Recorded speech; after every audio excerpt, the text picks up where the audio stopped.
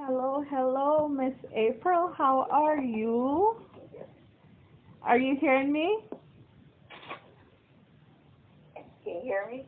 Yes, I am hearing you clearly, but are you hearing me? Yes, are you hearing me clearly? Okay, I can hear you. Good. I hope you can hear me clearly. I can. Okay. All right. I want to welcome you to our show. I want to welcome you to Lady Tracey show, especially to our gospel exposure. And as I mentioned before, I will be calling you, and I want to ensure that the clarity is there before we start. Hello? Okay.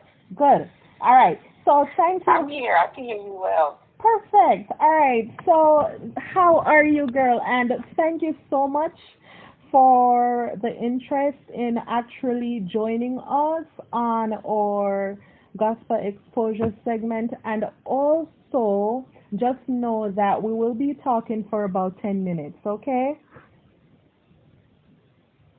Okay. Perfect. All right, so tell us, where are you Sounds good.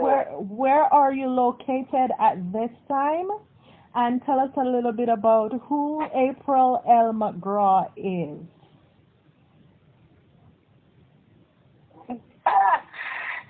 I currently live in Williamsburg, Virginia. It's a little tourist city in the middle of Richmond, Virginia, Norfolk, Virginia. So we get a lot of tourists during the summer, of course, but with COVID right now, that's kind of slowed down. Mm-hmm. And I've been here in Virginia about 14 years now from Mississippi. Wow. Uh, See, yeah, I'm I moved here from Mississippi, and I moved from Mississippi from California. Ooh, okay. So you're not actually a country girl. I want to say country girl because I'm a country girl and I like the country. So I was there thinking, oh, she's a country girl. She likes to, to be all in that isolation, peace, and quiet, especially now with the COVID. But you're actually from the city. You're from the city as well. Okay, that's good. So, Yes. based on what we have spoke about before, and I'm just recalling, you're a nurse, and you are also an author, which is what excites me the most. I am. So. Right, and you're an author. You're an entrepreneur. Yes, I am. I'm a nurse by trade. Girl, I am just excited because I'm like, how can this one woman, do so much in this part of her life with so many struggles? I mean, that when I read your biography, I'm like, oh my gosh. So tell us what made you want to be a nurse. Tell us what really made you wanted to be a nurse. Well, it wasn't my original plan. Okay. When I originally attended college, way years ago, I went to college to become an elementary education teacher. Then that changed to social worker.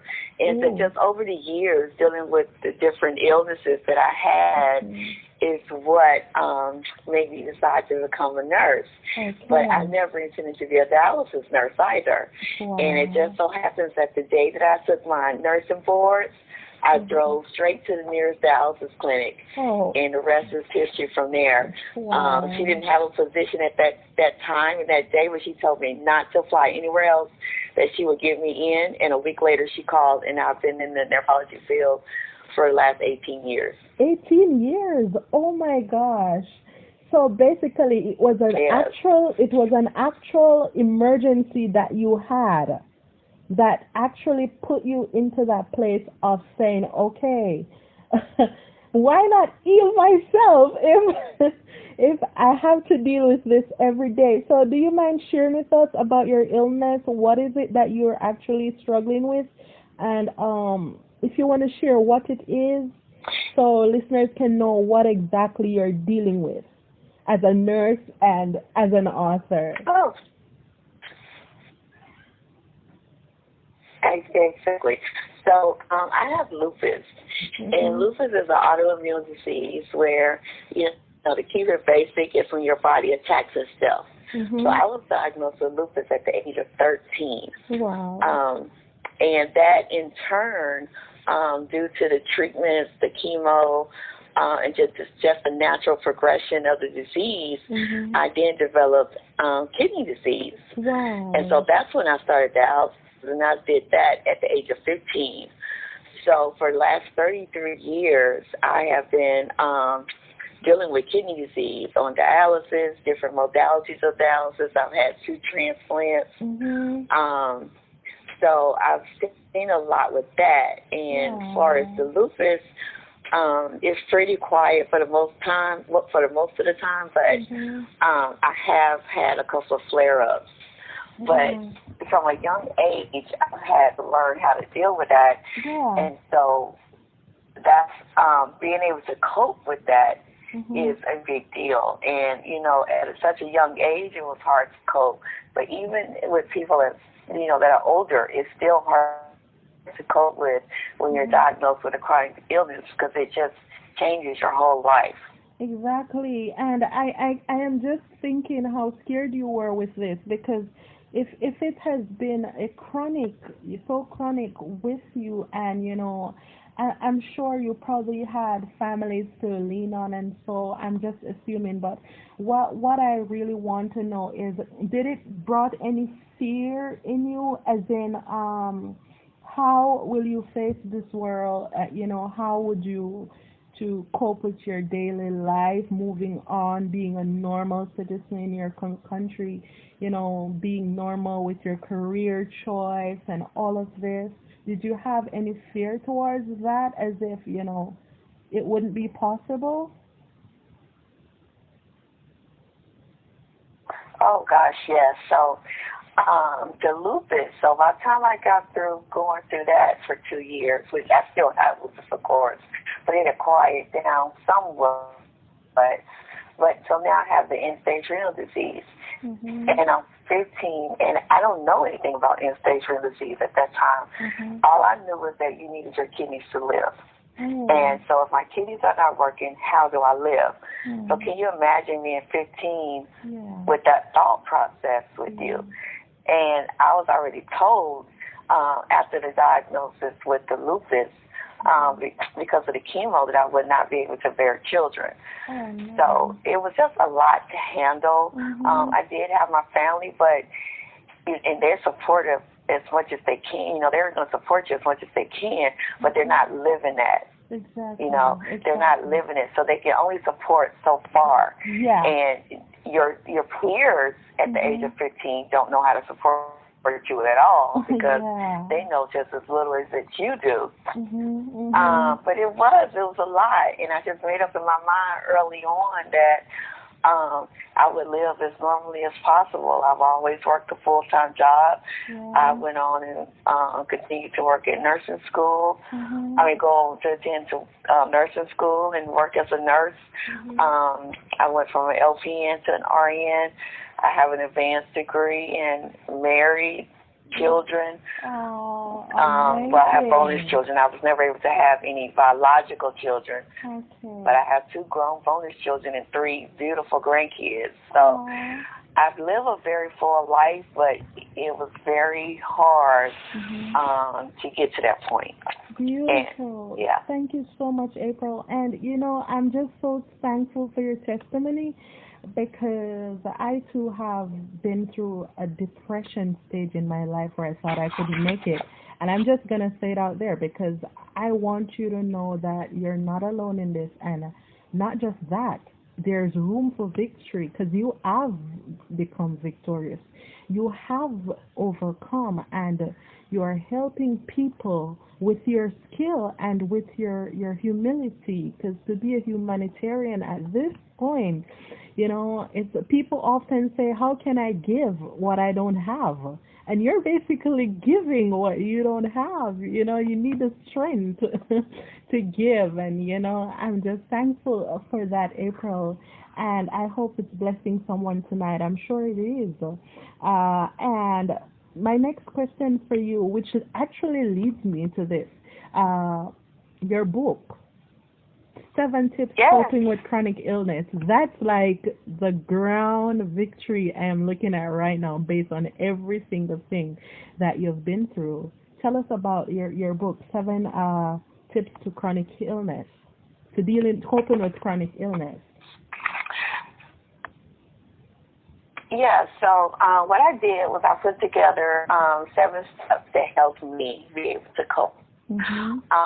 From learning all I can about it, from looking up my tribe, which is your support system, from taking care of yourself, having spirituality. It's not a big, huge, in-depth book, but it is a good stepping stone book for you to make you start thinking about where you are in your own place of coping, because different skill sets and different coping skills will work for different people. But this book will give you a framework to build on the skills that you already have. Oh, perfect. So your book, it basically helps you to actually deal with this illness, right? To actually get you through your days, get you through your struggles, right? Beautiful. And is there anywhere that callers can go or listeners can go to get this book? Do you want to share where is it that they can go? Yes, you can go to Amazon right now. It's on Amazon for Kindle edition. Mm-hmm. It will be in a light paperback soon. Mm-hmm. But if you go to Amazon.com and go for seven steps to coping with chronic, and you'll find it right there. Perfect. Awesome. And I'm sure you guys can also find her on Facebook because that's where I snatched her. So you can go and you can look for her, Miss April McGraw, L. McGraw. You can find her on Facebook. All right. And lastly, April, I know I said 10 minutes and we're going over, but I just want one more thing from you. I want you to give us any advice right now towards persons out there who are coping with chronic illness, who have chronic illness. It doesn't matter what kind. And, you know, I've seen how you overcome, and I just want you to advise these people who want to actually go further with their life, whether towards their dreams or their, personal responsibilities. What is it that you can advise these people with tonight? The most thing that I can tell people is just to keep pushing. Once you learn all that you can about your illness, then you are more equipped to be able to fight it, okay, and deal with it. And you might not live life like you lived it yesterday, but you can still live a good life. And a lot of it is up to you. You know, there's a spirituality component to it as well. However, your mindset when you're diagnosed with a chronic illness plays a really large part. So just keep pushing. It's okay to have your down moments every now and then, but don't stay there. Pick yourself back up and keep it moving. Keep it moving. Don't give up. I love that. It's just like Paul. You know, Paul said he tried to pray away this infirmity from him, and God said, no, you have to go because my grace is sufficient enough to keep you. And that's the faith that we're going to walk with your testimony, April. Actually, as I said earlier, my sister, that's her name. So April is a special name for me, spelled the same way. And I'm sure that my family will be thrilled with your testimony because, I'm thankful for having you. So, April, thank you so much. You have been a blessing, and I can't wait to hear some more from you. I know you have a lot going on, but we're going on the clock. So I want to just thank you personally, and I want to thank your kindness for being with Lady Tracey Show. And just remember, share with your friends about us and let them keep listening to us, all right? Have yourself a beautiful night. I do the same, and thank you so much for having me. Beautiful. You're welcome. Bye.